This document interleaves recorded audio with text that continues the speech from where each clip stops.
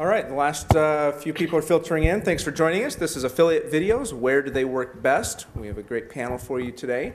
And this is going to be a very highly interactive session. Any of you who have ever done other sessions where I've moderated, you know I keep it a very two-way conversation, lots of questions from the audience, a lot of interaction, no speeches or boredom here. So please prepare your questions. If you do have a question, we ask that you use one of the two microphones that are in the aisles there. We are recording this session. If you just stand up and say your question without using a microphone, then you won't be heard on the recording. The other thing is, feel free to say your full name and your business name and your website URL. Get a little free publicity while you're at it. Just don't give a whole sales pitch.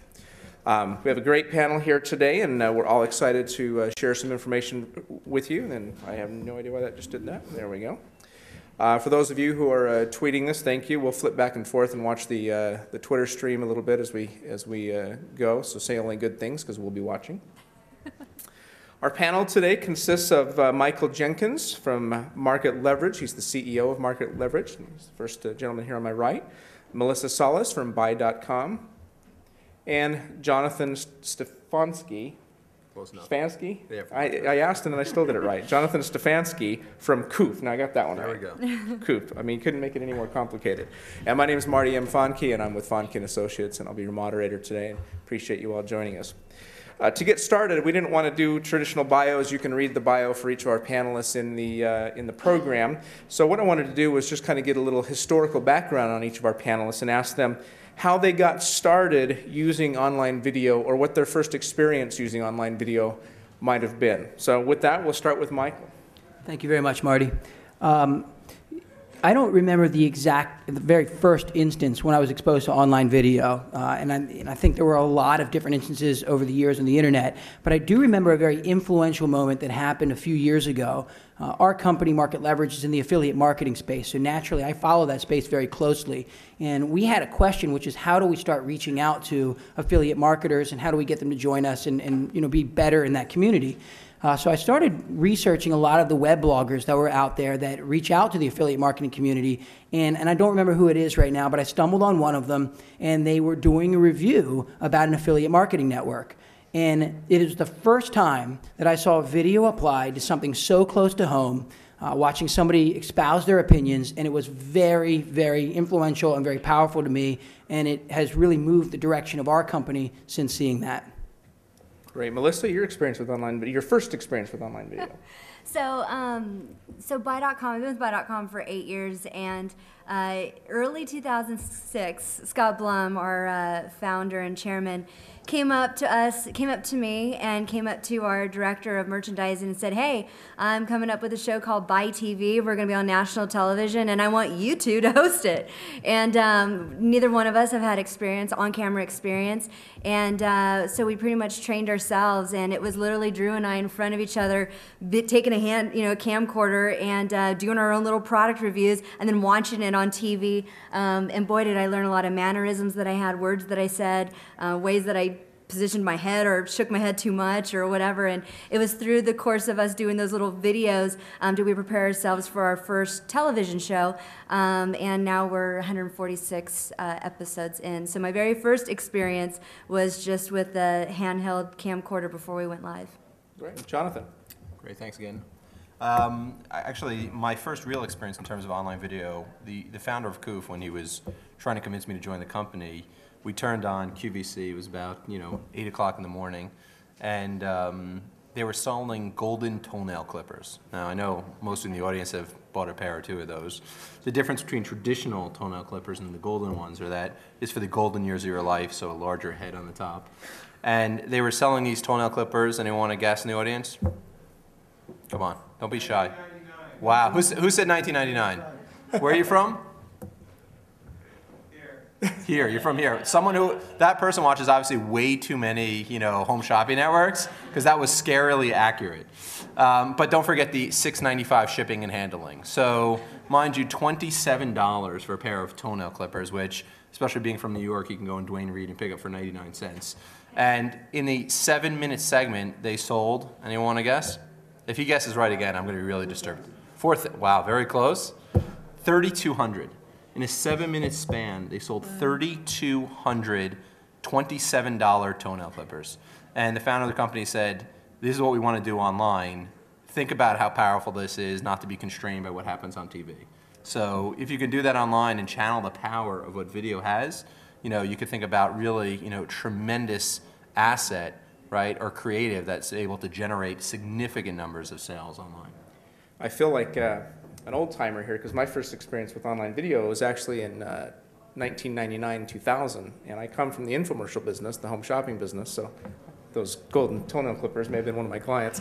But we took the very first infomercial ever and edited it and put it out on video, and this was back when broadband penetration was about 15%.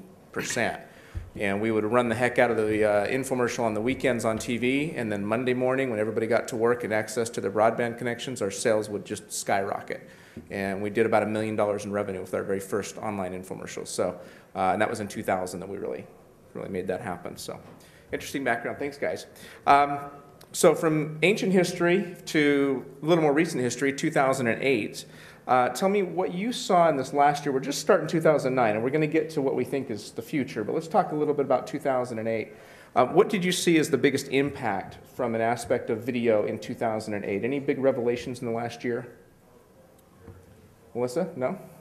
Well, I mean, we launched our very first show launched April 2006, and like I said, now we're 146 episodes in. It's a weekly show. So for 3 years we've been running, and for Buy.com, where we're an online retailer, we sell over 5 million products, to bring video onto our product pages was really taking that next step to bringing that in-store experience to those that may not have been comfortable shopping online, or those that would rather go into a store to pick up a product to kind of look at it before they would purchase. Those were kind of more, interested, more that wanted to be more engaging with the product. So for Buy.com, we wanted to bring that in-store experience online. We developed the Buy TV show, and with the measuring success and seeing how many streams of our videos, the 3 times increase in click-through rates versus static images, looking at the conversion rates of products with video, without video. That's how we measure success. Okay, so. Jonathan, how about you? So I would say the big thing that we saw, and again, we work with phenomenal companies like Buy.com, across the board is, I think especially in 2008, both from an affiliate perspective and from an advertiser/merchant perspective, that companies are asking themselves, especially towards the tail end of 2008, in a very challenging, so to speak, market, if they have video assets, how are they best monetizing it? That's the question that they're struggling with, which is they may have spent money on creating content, and they're really trying to find out what the best way to monetize those creatives are. And that's rather also from an affiliate perspective in terms of should they be using affiliate, should they be using that type of creative on their site, and does it result in incremental sales, as Melissa says, in terms of better click-through and conversion data. I would reiterate very strongly with Melissa's that we've seen on our side as well is that aside from direct person-to-person selling, video is the most powerful tool, and it's reflective in the numbers in terms of both click-through and conversion data. And I think, especially going to 2009, where things are still somewhat less than optimistic in terms of the retail sales perspective, if you can present an alternative media to help drive incremental sales, that's what advertisers are looking for in terms of leveraging or creating video assets to help kind of turbocharge or maintain sales in this coming year. Okay, great. Michael, 2008? We look at, in our company, we look at 2008 really as a year of infrastructure building, and I think that is somewhat reflective of the industry overall. A lot of people are beginning to ask themselves about online video. We're all starting to see online video a lot more.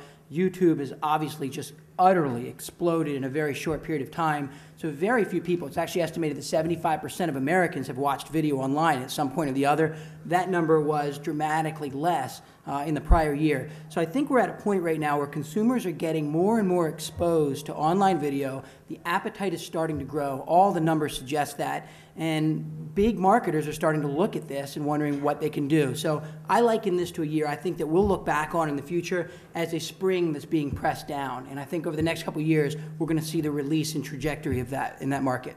Yeah, actually, just to his point, just for statistical data, just to bring you some numbers, according to CNET News, which was actually just posted January '09, you're right, it was 77% they posted of all online users watched video in 2008, which was an increase from 59% in 2007. And an average online viewer watched about 4.5 hours of video, and about half of them actually took action on the video. And later I can go into some numbers. I have some great statistics to share with you later. Well, let's take it from the numbers to reality. Let's let the audience participate a little bit. Raise your hand if in the last 30 days you have watched any online video at all. Okay, put your hands down. Raise your hand in the last 30 days if you've not watched any video at all. Okay, so we're statistically a little higher than the general population. Let me ask another question. If you have watched a TV show online in the last 30 days, raise your hand. Interesting. Okay, about 60, 65%. So that seems to kind of fit with that. I mean, 2008 for me was the year I quit watching TV. I literally go days and days and days, never even turn the TV on. I just watch it online. So I think a lot of people are really moving to that. Very good. Let's talk about video as it applies to affiliate marketing. And you each have a different perspective, whether it's as a service provider or on a content creation or whatever perspective you have. So talk a little bit about your perspective of how video is affecting affiliate marketing right now. You want to start, Jonathan? We'll go just right down the road here. Sure. So I think the simple answer to that is that, if you look at especially banner blindness, right, the need for alternative media, rich media, is something that both from an advertiser and an affiliate perspective is sorely needed and wanted. So in terms of positioning, by creating this, using video as an alternative method to generate people's attention in terms of on your site, right? Because obviously, a large component of the affiliate side is driving traffic to your site. The question then is, once they're on your site, what do they actually do? What are they actually interested in looking at or watching? And if you look at kind of statistics that we've seen from merchants, banners are the lowest performing. Text-based links will be, perform better, slightly better. But video creative or rich media creative is phenomenally more successful in terms of actually generating clicks and conversions. So I think there's both, that benefits obviously the advertiser, but also from an affiliate perspective is giving another or better way to generate, or convert those eyeballs that you're really focusing on generating to your site and allowing them to actually perform well. So, stage one is generating the traffic, but stage two is converting that. And if merchants and advertisers can offer more creatives that are more robust, and the thing about it, what we get challenged about as well is, well, isn't that how banners started? Right? Banners were really hot in the beginning and captured people's attention, and then people kind of, ignored them. I think the big difference with video is that you see the numbers are continuing to increase. You put that little play button on, and magically people want to click play and want to watch it. But there's so much more potential than just having a video clip on your page. Your ability to actually add, for example, what we do is we actually embed product information together with the video so that I can create an entire shopping experience, but using the video as a springboard for that. The potential with video and other technologies wrapped around it is really, I think, in the very early stages of potential. So there's a lot more potential and a lot less limitations that you have than other traditional creatives that you can put on your page. Okay. Melissa, how is video affecting affiliate? Well, what's great for Buy.com is the fact that we do have Buy TV, and we were really the only advertiser within Commission Junction, and truly, I think, within any other program out there that has videos through, luckily, our partnership with Qoof, being able to bring our product segments as creative as a tool for our affiliates to be able to place on their site to help boost conversions and sales. And what's great about an advertiser being able to make this type of tool available to their affiliates is that the affiliate doesn't have to absorb the streaming costs, because there's no cost to place your widget on your site. You don't have to come up with the production costs of producing a video. you can just browse through our inventory of creative that Qoof has put together for us, or you can contact me directly, and we can work together in building different widgets for you. As Jonathan and his team is great in building customized solutions for us and our affiliates. But it's also about interaction, and what I love about our widgets is that not only if you want to watch a top 10 countdown, but if you want to go through the top 10 products that we have and watch the product review on it, or what we want to do is increase the length of time that they're interacting with your brand. We want to keep that engagement with the customer. And Buy.com has seen just fabulous results. Again, we've been doing this for 3 years now, and we've fine-tuned it. We noticed that attention spans are just around 3 minutes, and fortunately, our customers are watching 90%, if not all 3 minutes of our videos. You have to really, when coming up with content or selecting what content you're going to use, make sure that it is engaging and you are capturing your audience within at least like the first 30 seconds of a video. Otherwise, they're just going to skip on to something else. But also to his point of ad blindness, I've been doing this now for 8 years, and I also manage all the media buys. And it's true. And when you're surfing the web, your eyes do kind of just skip over banner ads. So you kind of need to take a step forward in the generation that has higher demands in what they're expecting online. And now with the advent of with YouTube and just last month, they generated 5.4 billion videos were viewed, which was 40% of total online videos viewed in November. That's just November's numbers. And the age group was 18 to 34. They're demanding interactive video. So with Buy.com, we wouldn't be doing this. We wouldn't be investing the streaming costs nor the production costs if it did not produce the kind of click-through rates and the kind of conversion rates that we're seeing when we place a video on our product pages. I'd say one thing I'd like to add, and I think turn this back to the audience for a second as well, is to Melissa's point, from an affiliate perspective, again, and I mentioned this earlier, a lot of your time is spent in terms of driving traffic to your site.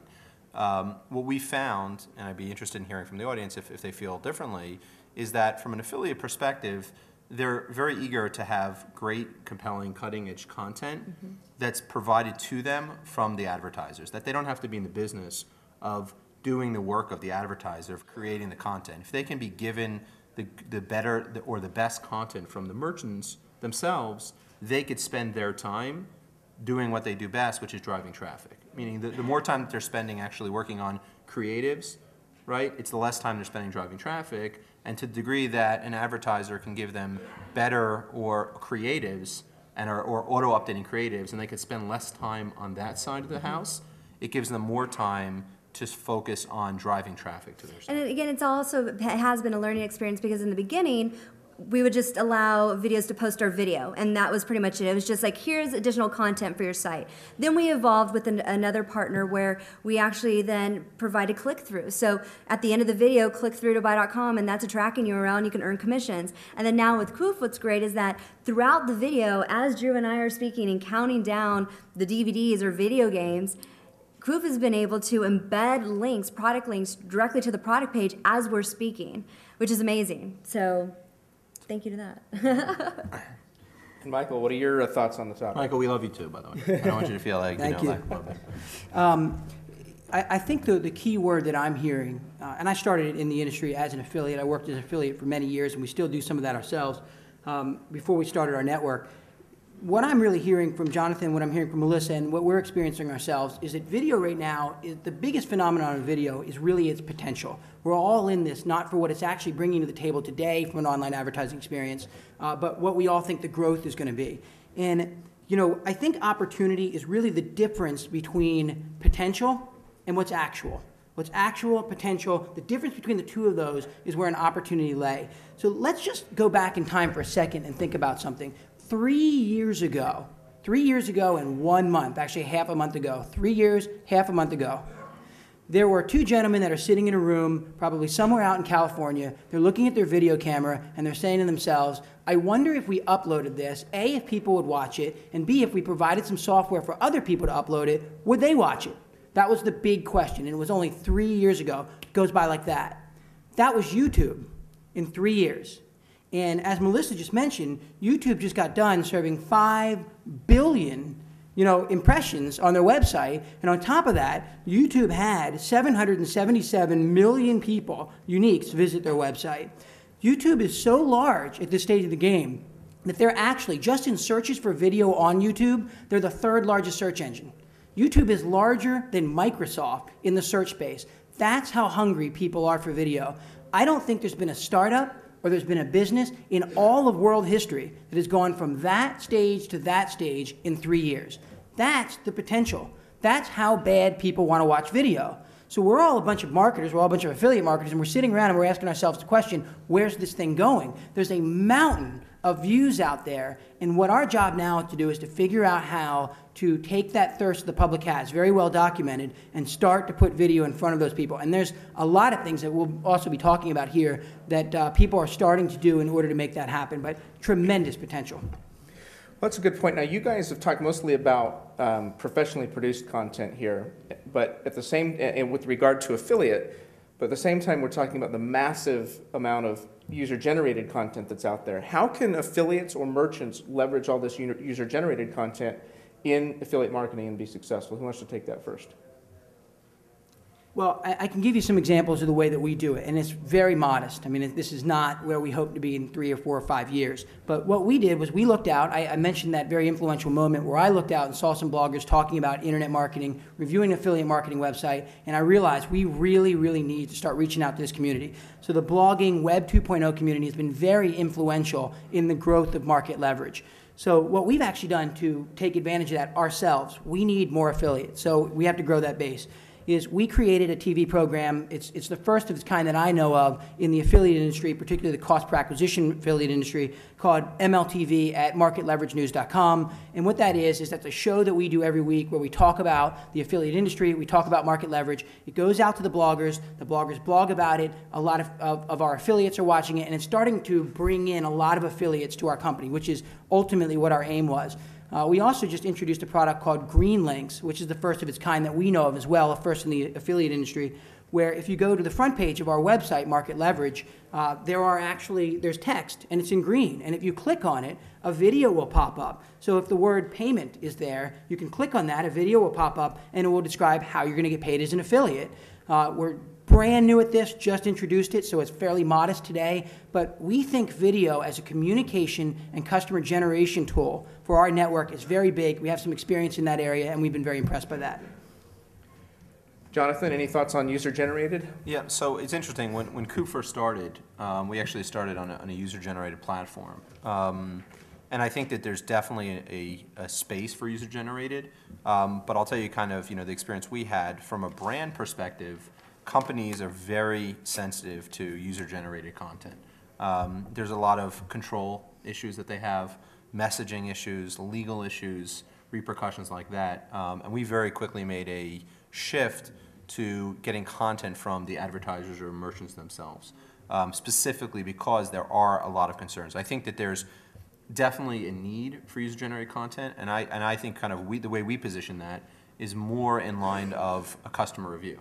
Meaning the main branding and messaging is occurring from the advertiser themselves, and supplementing that message is hearing what other people have to say about that product and service, and it's extremely powerful. If you look at how performance in terms of adding customer reviews to your site, it has a tremendous uptick in terms of performance, and I think we kind of see the user-generated content being positioned in addition to the core asset, which is generated by the merchants themselves, where they have complete control over the product information, the messaging, the branding, which is extremely sensitive to them in terms of the message that they want to publicly expand upon. So I think user-generated is in our minds really to be positioned as customer reviews. Right now, customer reviews are star-based and comment-based, and I think eventually you'll see a lot more user-generated video reviews, because people would rather watch what someone has to say about it than read about what someone has to say, because people generally are lazy and like watching videos, as all the numbers we've seen. So I think kind of it's not necessarily the core message. I think it's ancillary to the message and in position best that way. And obviously there will be exceptions to that rule in terms of brands that are more open and receptive to that, but it is a very large concern for our merchants in terms of managing that message. I just wanted to ask, how many people in the room are affiliates, if you could raise your hand? Okay, and how many are merchants or advertisers? Okay. Because I can position myself in the sense of, okay, how can I help you as Buy.com being a merchant and advertiser, and how, I feel that, videos have benefited us in a way, and then also I can put myself in a mindset of an affiliate and say how I could think, video can obviously help you. So, after the panel here today, please come up, give me your business card, because I can help you both ways. Because I'm brainstorming in my mind, as an affiliate, okay, they're thinking, okay, I'm just getting started. Video, what, I don't have the money to absorb bandwidth costs. I don't have the money to, spend $5,000 on a production studio or have lighting or a camera or anything like that. I'm sensitive about my brand. I don't know if I just want anybody and everybody uploading videos. So what do? I know the needs out there. What do I do?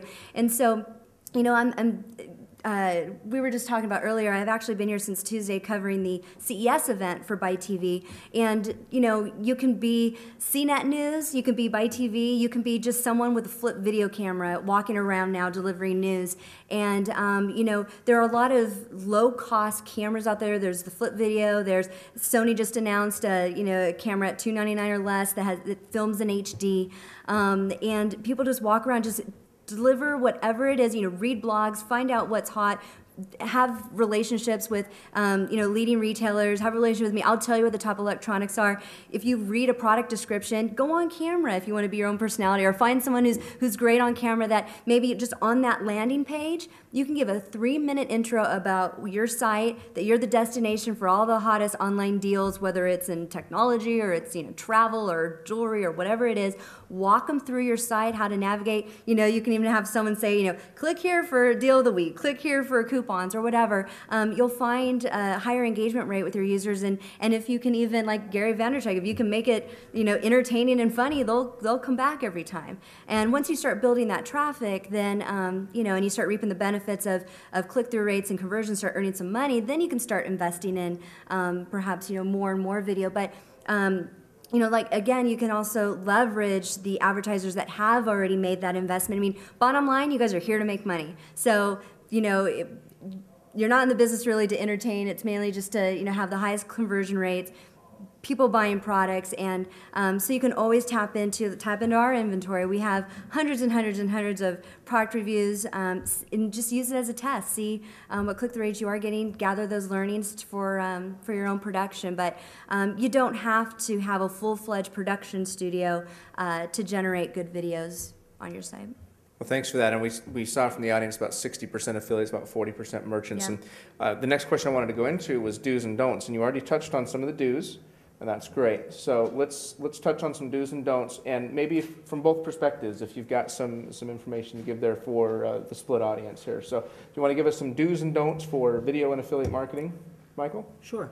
I think one of the most basic things is don't let this idea that video is this new thing, it has to be highly produced, blah, blah, blah. Don't let that get in the way. If you think about it, all of these YouTube videos that are being watched, these hundreds of millions of videos a day that are literally getting watched on YouTube, the vast majority of these are amateur content. And my son is constantly showing me videos that were made by people in the 5th grade. And he's got hundreds of these things that he watches, he laughs, he loves them, all of his friends are talking about him.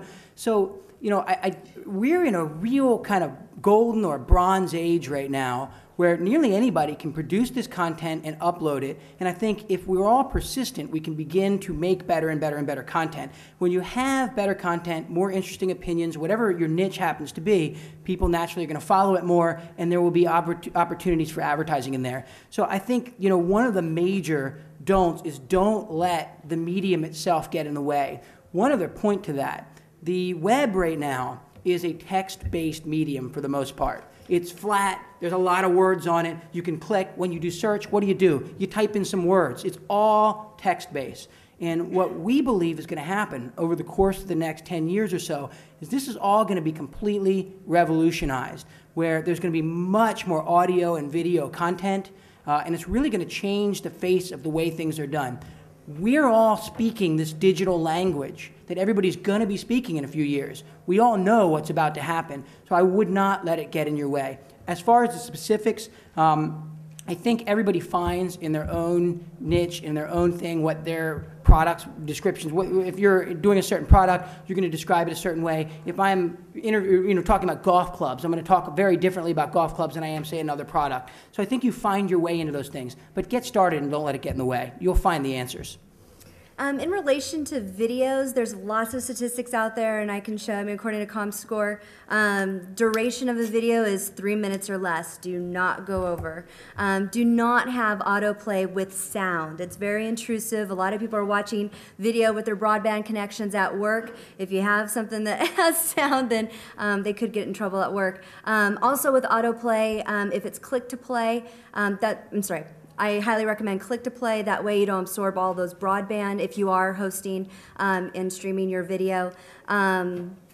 Also, like I had mentioned earlier, be sure you grab the audience attention. One where state the value proposition of whatever it is, whatever message you're delivering within the first 15 seconds. Otherwise, they'll just click out of the video and move on to something else. So again, no more than 3 minutes. Capture your audience within the first 15 seconds. Click to play, and no autoplay with sound. Great. So I would, the other things I would add, and I think those are all great tips, is, as we talked about before, I think Michael mentioned the YouTube phenomenon, is if you have good quality sound and lighting, you're better than 95% of the YouTube videos. So that's a big help. One, I think, additional thing to think about is, especially from the content creation, is shelf life of the video. Meaning a how-to video can have a much longer shelf life. Product specific may be much shorter. So as you're thinking about creating content, you want to think about the types of content you're creating and how often you're going to have to redo that content to maintain the shelf life of that, and how much of an investment that is in terms of the type of content and investment you want to make in terms of recreating content. So consider what you want to do, how long that video is going to be relevant for in terms of your content creation strategy. Some good tips. Any questions from the audience yet? Anybody have a burning desire to learn something? You came in here, you sat down, there was something you needed to know. This is your chance to learn that. I saw your hand up first. Why don't you go ahead, and then the other gentleman, you can get up behind him. State your name, the company, and your question. Yeah, my name is Robert Ferguson, just an internet marketer.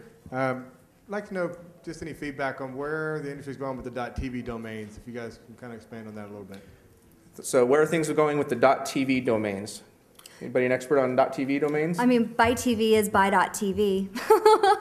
But I don't know really anything as far as the future of .tv. But So it's interesting. The founder of our company is a very big .tv proponent. And this is something actually we were talking about before this in terms of the whole .com space and how much money it actually represents for people. But I think increasingly it's become popular. And I think that curve is kind of mirroring the general curve in terms of usage. I think more companies that are doing buy.tv or adding a .tv extension is definitely there. It's certainly nowhere near the amount of traffic you get for a .com. There's no question. But I think in terms of over the next, talk about trends in terms of 2009, 2010, the acceptance or concept that people will go directly to a .tv extension versus a .com is certainly going to continue to increase. And I think from an investment perspective, it's a very good investment for companies to be either buying their .tv domain or generic .tv domains, because it's definitely in terms of on the up ramp or upwards trend in terms of the amount of traffic that we're seeing. We actually own a couple of hundred of key .tv domains like laptops.tv and things like that, generic .tv names. And you can see month over month the traffic is increasing. It's certainly, as I said, not nearly as high as the .com extensions, but it's definitely an upward trend. And I think as more and more videos and more companies adopt that, it'll be extremely common for people to try a .tv extension if they're interested in video content before the generic content. An interesting point to this, not directly on it, but the gentleman that actually came up with the .tv concept, I'm pretty sure, was Bill Gross from Idea Labs. And that's the same place that Overture started out as. And Overture was the one that first came up with the pay-per-click bidding model, which naturally Google took on, which is the largest force in internet advertising. And Bill Gross does have a history of coming up with these ideas, many of which are just starting to take ground today. Unfortunately, he came up with them many, many years ago. So I think that's a good omen and a decent blessing for .tv overall. Well, one of the things we're recommending for our clients is, first of all, you never have .tv as your primary because people are always going to go to the .com. It's redirect. Absolutely. Yeah. But we're seeing, we have a lot of our clients who are wanting to use video, and we're separating the .tv and using the video to drive into the .com, and it just kind of creates more links and everything else, and that's working pretty well. So we've kind of separate message. .tv is going to be your video, it's going to be your inactivity, your .com maybe more the commercial, and that seems to be working pretty well. So that's what we're doing. Does that answer your question? Fantastic. There was another question back here. Come on up to the microphone. If you have a question, just come up to the microphone so you're ready to go when we're done answering. Hello, my name's Megan. I'm here with One Network Direct, and we just turned on video creatives, so those will both be merchant created content as well as being able to affiliatize an affiliate's own unique generated video content. My question for you is, what have you found to be the most desirable video content as like review videos, product demos, maybe tutorial videos or things like that? Is there something that's in particularly hot demand? Yeah, so I'll jump in here because we have a pretty broad base of customers that we work with. I think the answer to that is very brand and vertical specific. What works in one vertical doesn't actually translate to another. And the answer is, I think that no one really has the perfect answer to that. I think the market's too immature. But being kind of a leading provider in this space, I think we have more data than most companies. And I'll give you one specific example. We work with a couple of wedding favor companies.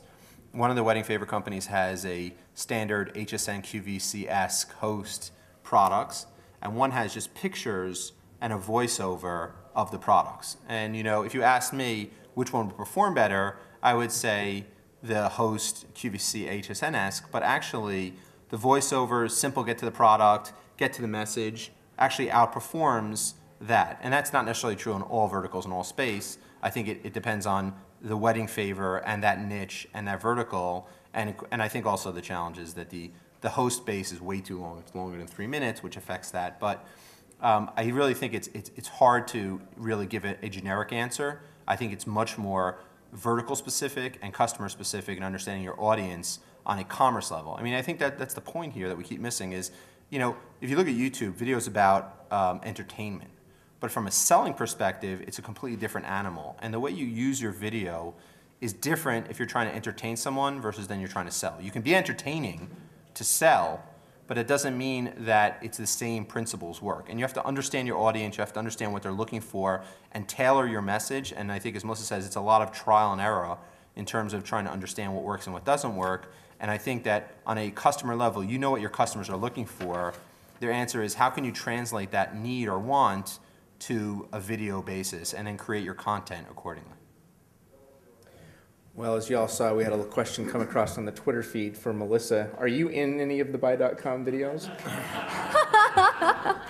Yes, it's me. I am the host of Buy TV, and I, along with Drew, who is the co-host. So if you go to Buy.tv or any of our affiliates that post our videos, or and that was another thing I was really going to talk about was video distribution. But yes, it is me. Well, there you go. There's the question. So I find it interesting that you didn't want to stand up at the microphone and ask the question, but you'll broadcast it to the whole world. By the way, it said that you were very attractive and you wanted to know if you were in the video.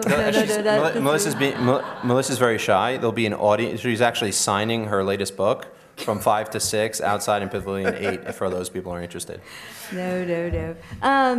What's great about my job is not only am I the director of marketing for Buy.com, is the fact that I do get to host the show, and I'm a total gadget geek. I loved CES. I love reviewing products. So it's just an added perk to my job to also be able to go on camera and tell the world about the latest and greatest products. But for the merchants out there, advertisers out there, I wanted to talk about just a little bit about video distribution, because another thing that's helped us get our videos out there, not only through the affiliate channel, was also through the help of Google and YouTube and any other video distribution at Facebook, being able to create your own page and post videos.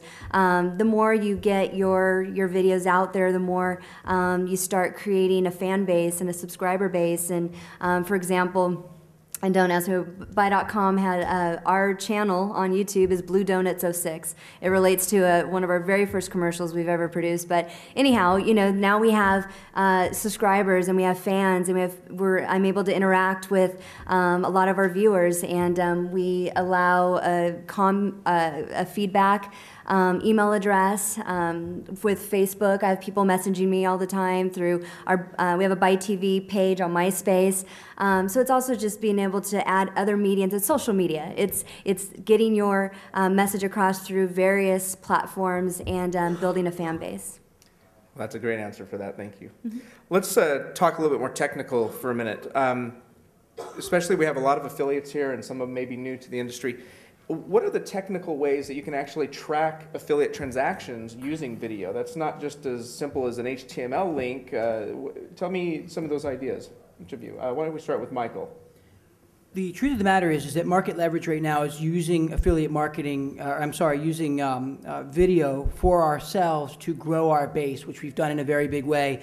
The way that we track that isn't actually that direct, and I know that these guys are going to have some better and more specific answers with the Qoof technology, and they're doing some very interesting things to be able to track that. Some of the things that we are going to look at, though, is we're definitely going to look at, for MLTV in specific, is the number of people that are watching the video week in and week out. Just the growth of that to us is very, very, very important. We're also going to take a look at how many people are hitting different aspects of the site that are referenced on different videos that we have. And additionally, our sign-up form for MarketLeverage asks people how they heard about us, and one of the selections there is also video. And we are able to see a growth in our in the number of people that we're bringing in as a result of all of those things. So fortunately for Buy.com, we have two partners actually. How we distribute our videos through the affiliate channel. One is being Qoof, and I'll let speak to the technology behind the Qoof widgets. But we also have another partner. His name's Jonathan. I know Jonathan. And then we also have another partner, Toldia. And so through Commission Junction, if you were to just type in the keyword video, you'll find Buy.com videos through Toldia as well as Qoof. And again, I'll let you talk to the technology, but in terms of for a merchant, for any video that's on your site, you have to just gather all the learnings in terms of how many, streams the video is, how it's performing, the click-through rates, the conversion rates on the particular product page, how long they're actually viewing the ad. That's pretty much it. Yeah, I'd say the simplest way is what we do is we embed the affiliate links, either product catalogs or specific affiliate links, with the PID of the affiliate and the AID of the merchant. So when you click on a Buy It Now or Shop Now button, it has that technology tracking embedded in the link. So regardless of what product you select, you're able to still get the click-throughs and conversions that you want. Additionally, we collect all data that occurs. So how many people are looking at photos, information, things not just the obviously tracking from a performance perspective, but to be able to understand what types of information people are interested in looking at before they make a click-through decision in terms of following your site. So, and then the other part is in terms of how do I get it, is since it's back-end integrated in companies like Linkshare and Commission Junction, since you're fetching that creative from their back end, it already pre-publishes your PID inside of it, so you're guaranteed to get the same credit regardless of that. And as Melissa said, what's nice about it is even though the products are shifting and different information is shifting accordingly, on our back end, even though the creative is one PID, what we do on a technology basis is we look at intelligently every single link that's occurring. And even though the product's changing, we're still maintaining the integrity of the PID so that regardless of what product that you're clicking through on, the affiliate still gets the credit for all sales that occur through the widget. So you mentioned something about widgets, and how important are third-party widgets to making that happen? I mean, can a merchant realistically expect to be able to create some of that tracking, or is it really important that they use a third party? Melissa, why don't you address that, because you're using a third party. Can you talk about maybe how Buy.com came to that conclusion? And then if you've got any comments on it, Michael, I'd love to hear from you as well. So you mean versus going direct and just providing our own tracking? Building it out yourself, building that tracking. I mean, what made the decision to go to a third party, regardless of who that third party was? Oh, sure. Well, I mean, first and foremost, we're very loyal to our agency, which is Commission Junction. So first and foremost, we would want to keep all of our creative under one umbrella versus going, direct. And then in terms of the benefits of partnering with Jonathan, with Qoof, is because of the technology that they've built for Buy.com, with us having to invest in those resources. And so, fortunately, he's built an amazing widget that's interactive. Now, instead of someone just having to wait till the very end to click through to a product page, they're able to interact as we're actually speaking, which is innovative technology. Also, we're able to kind of look at interaction rates within a video, looking at, okay, what aspects of the video are they clicking on? Are they watching the video, in full length? Are they expanding to, or even the sizes that are available? Jonathan was able to produce my video into, what we're at, 3 or 4 different sizes now. Yep, so tailoring to the affiliates' needs. There's certain affiliates that only want a particular ad unit, which is whether it's 300 by 250 or 125 by 25, and Jonathan has the technology to be able to do that. So. There's many benefits for a merchant, especially for Buy.com. I mean, we want to keep our costs as low as possible so that we can, stick to the brand that we are, a discount retailer, and we have very slim margins. So, when you can partner with amazing companies like Qoof, that in essence has a product that you can use and utilize, then it's in everyone's best interest to use a third party. Michael, outsource, in-house, and why? Thank you. We're currently in-house, and the reason is we're in the same boat that most of the people I think in this room are in, and most of the people in the show are in, which is we're not a video company, and that's not what we actually do. We're an affiliate marketing company. We put a lot of advertisers together with a lot of publishers. So when we had the question of how do we reach out to more of these publishers, you can't just go out and meet publishers the way you can advertisers. We realize that video is a wonderful opportunity to do that, and we knew that in order for us to control the message and to learn the medium the way that our affiliates were going to have to learn it over the next few years, it was better for us to walk that road by ourselves. So about 2 years ago, we brought in a video person. We have a studio in our office now, and we started picking up all of these things so that we could learn how to produce this. We know that in 2 to 3 years, really even starting now, our affiliates are going to start coming to us and saying, look, how do we do this kind of stuff? So we felt it was our obligation to walk through it, and we've done that. Now, as we get more sophisticated with this and we start to integrate our video technology into the advertising that's on MarketLeverage, and there's several hundred of them, we'll have to revisit that situation and look at it again. But for our first steps, in-house was the way to go. Thank you. 24K, do you want to ask your question at the microphone, or do you want me to ask it for you? All right, I'll ask it for you. Melissa's question for you. What advice would you have for a new host for showing products online with an e-commerce site? Since you're the face of Buy.com on video, you've got the experience. Advice for the host? The host. Okay. Before you actually go live to the world, I'd highly suggest just getting in front of your own camera and watching yourself over and over again. I can't tell you how many, even having your mom being your worst critic, I can't tell you how many times my mom would call me and be like, shake your head like a cheerleader too much, or there's just certain things that you don't realize you have, and you don't want to come across as being annoying to your audience or your universe. So a lot of practice obviously makes perfect. Just keeping that smile and being entertaining, being yourself, and kind of developing that personality. And then in addition to delivering the news and delivering content, then also build a brand for your name. My brand, if you will, is Melissa D. Salas. No matter what social network or social media platform you're on, if you search for Melissa D. Salas, then whether it's Twitter or Facebook or friend feed or anywhere else, that's my brand. And so as a host, if you're wanting to interact with your new fan base or your members or whatever, be more interactive, be more down to earth and friendly, and the success will follow. Well, there you go. We have about 10 minutes left in the session. If there are any other questions from the audience, now's your chance to get them out there. We've got a few people raising their hands. Just go on up to the microphone and don't wait. Just get up there and be ready to go. Hi there. I'm Evan Carlson from ID Watchdog. We used quite a bit of video testimonials, and I just want to see what your guys' experience was with that. Oh, great. Video testimonials. What's your experience with them, and would you recommend them? Video testimonials in terms of like customer testimonials? We don't have any customer testimonies, so I can't really. Yeah, I would Just say for that, but- most of the content we have is actually generated from the merchants. But again, I don't think, part of it is, and Melissa touched on this before, is trying to see what works in practice Yeah. is the best thing. So like, whether it's, content that's testimonials or how to, or here's our top 10 list is, and I think Melissa hit this on the head, you have to, create your own brand. And by creating your own brand, it's creating the content that people are going to come to. And if you're the video testimonial person, and people know that that's the we're going to come to get video testimonials, you'll attract that audience that's important for.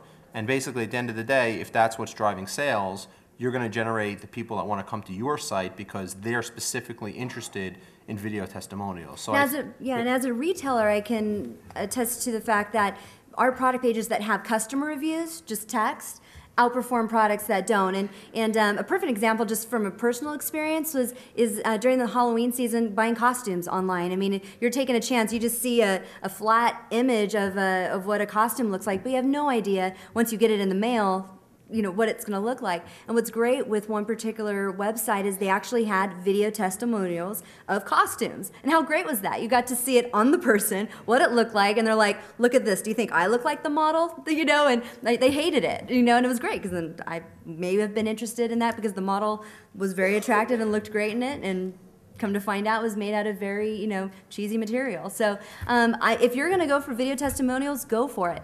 Whether or not you have, it depends on how you're going to actually have the user create and upload that video testimonial. Just be careful with that. Probably you'd want to have like a manual approve process just so that you can have some control of what content gets, posted to the website. But definitely, the customers want to have a share of voice, whether they have a good experience, whether they have a bad experience. And I know with our written testimonials, good or bad, we post them up there because you know what? Customers want to have a share of voice. They want to be heard. If it is a bad product, then the world should know about that, right? I mean, it helps. For Buy.com, it helps us improve our business model. It also helps us with returns. I mean, if there's a product that's getting bad reviews, then we're going to contact the manufacturer. We may even pull the product from the site because then otherwise it's going to increase the amount of returns that we get. So we always welcome customer feedback because that only allows Buy.com to improve our business model. Let me give you some data from some of the work that we've done. Let me ask a question. How many people here have watched an entire infomercial all the way through from beginning to end, 30-minute infomercial on TV? Okay. Yeah, wow. An infomercial, most of you, and that's about what I would expect. An infomercial consists of product information, testimonials, and call to action. Okay? There's a formula for it, and people make billions of dollars with them. When we work with an infomercial client and we pull that out, we change the call to action to more of an online, and we add an FAQ. So we create an FAQ video section, a testimonial video section, and a product information video section. The testimonial video section is the #1 section our customers go to. #1, testimonials. They want to know if other people liked that product. They don't care about the information. They don't care about, well, they do care, but that's their #1 thing. They want to watch those testimonials. So if we take those 3 sections, testimonials will be about 50%, and the other 2 sections will split the other 50%. I think Definitely recommend it. it's an important point to note, too, that one of the reasons that video is so effective is it's really a magnifying glass, whereas text, when people read it, they get a certain emotional reaction, but it's generally a moderate one. You don't pick up a lot of personality in text. It's very hard to write that good where people get that. But in video, you kind of get a sense of who the person is. You pick up the personality. You feel endeared to them or you don't feel endeared to them. So when people give video testimonials, it's a very powerful thing. If you're in the service business, for example, you want people raving about your service. But you have to be brave because if you're not going to control these testimonials, and if you do control them, you're losing your credibility. So if you don't control them and you allow them out there, one can damage 15 or 20 great reviews. So that's kind of the power of video, and I think this is something that we're moving into as we move forward into video and into different types of customer feedback. Because the bad complaint, very, very, very powerful, and it needs to be looked at. And I just want to clarify when I said, do a manual approval, and I don't mean to filter out bad reviews versus good reviews. I clearly meant from just allowing any type of content, whether it's just, it could be explicit or, unfortunately, there's a lot of just viral technologies out there that allow for anyone who's allowing auto post of videos, and you may get surprised of what actually explicit material is what I'm speaking of. Yeah, and just to clarify, I'm not talking about necessarily user-generated. I mean, ours are generally, we produce them, Right. but, they're real customers. They're not scripted. I would say the message to walk away, which is why is video powerful, if you boil this all down, is people buy from people. Right? Right. At the end of the day, that's what it's all about. Right? That's what sales is. And there's no better way to capture that than on video. So the question is, and what people are struggling with is how to capture that and relay that, right? And translate that into a conversion. But at the end of the day, if you walk away with one thing, video is people buying from people, and it's doing it in a way that's the most effective medium out there today. And that's another, actually, even suggestion I can give to the person who asked about suggestions for a host is trying to portray, just to be believable. So there are products that I interview where I think it is absolutely amazing, and I can speak to it as if it is a testimonial because I'm just completely sold on the product. There are other products that may not be relevant to my lifestyle, but I still think that, if I put myself in the mindset of someone who would want to buy that product, it's becoming believable. But to Jonathan's point, yes, customers want to buy from customers. They would believe, Jonathan doing a testimonial than me thinking that I'm just trying to sell them. That's great. We have time for one more audience question. Quickly, please, and then we'll do a wrap-up. Hi, this is Andrew Wee from whoisandrewwee.com. Hi, Andrew Wee. Hi, Melissa. I have a question about presentive styles that kind of dovetails into the previous discussion. Obviously, different video casts, live casts have different styles. For example, Gary Vaynerchuk's pretty in-your-face. Melissa's bright and chirpy. And MLTV has a more news program type format. So how do you marry the type of, is it just your personality? And if you're fairly low-key, do you have to project a ShamWow information kind of attitude? Like, wow, it's made in Germany. And the Germans make it. So how do you evolve that, or do you break out of your comfort zone? Yeah, some of your thoughts on that. So I would say there, again, just on the previous people buy from people, different styles appeal to different people. I mean, there's visual learners and audio learners. Some people relate better to visual, some people relate better to audio. So, you have to know your audience, and at the end of the day, those numbers are, what's great about taking your video and not just putting it on YouTube and sticking on your page, you don't get a great sense of data. If you can integrate into a platform, for example, like ourselves or other companies, right, you're able to actually understand how that video and which parts of the video are performing best, and then you could tailor your approach accordingly. At the end of the day, it's a very scientific approach that you could take to understand what's working, and you can try different styles. Try bright and chirpy. I think that was the chirpy, something like that. Sunny, I would say, the sunny disposition. You could try the laid back, and you're going to appeal to different audiences. But what's nice about it is it's very easy to measure. So you could try different styles, see what works, and I think that would be advice in general. Is it's very much trial and error, but you got to get out there. You can have assumptions of what you think is not going to work, but get out there, try different things, actually look at the data, and then you could be more intelligent in terms of changing the message accordingly. Michael, thoughts on that? Sure. Actually, there is one thing I would like to throw out that I think that we didn't get to talk about. I think it's very, very important. One of the things that we're taking away, the biggest thing that we're taking away from our video experience, is that as more video comes online, a lot of affiliates make their money from SEO.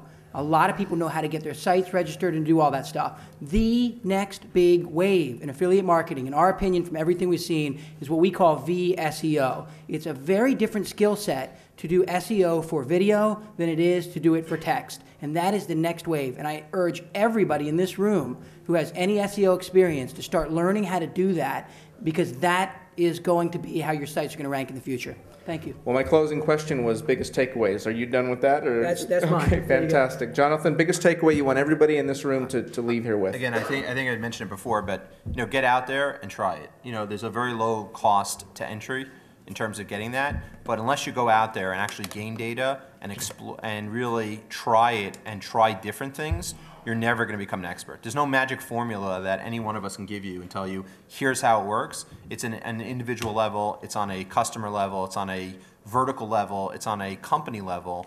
And the most important thing is people, as we've heard, are desiring video, right? And in order for you to take advantage of that, you have to do it, right? Not talk about it, but actually start producing content. It's a learning curve, but as you'll see from companies like Buy.com, that if you do it and you do it right, it can result in tremendous sales. And the only way to make that happen is to take the leap, right? And it's not so much a leap of faith as it used to be a year ago or 2 years ago, right? And therefore, my advice would be to get out there, try different things, and begin to become an expert on your specific company and your specific product set. Great. Melissa, biggest takeaway, and make sure it's tweetable. No, really, I just welcome everybody to please, come either after the session or email me, contact me, because I really think that I need to tailor my message, whether it's, to the merchant that needs help producing video, or to the affiliate that's just getting started and they want to be able to utilize our content, then I can help you, either way. So I guess the biggest takeaway is please, love to build a relationship with you and see whatever way I can help you best in getting started with affiliate video. Ladies and gentlemen, our panel. Thank you.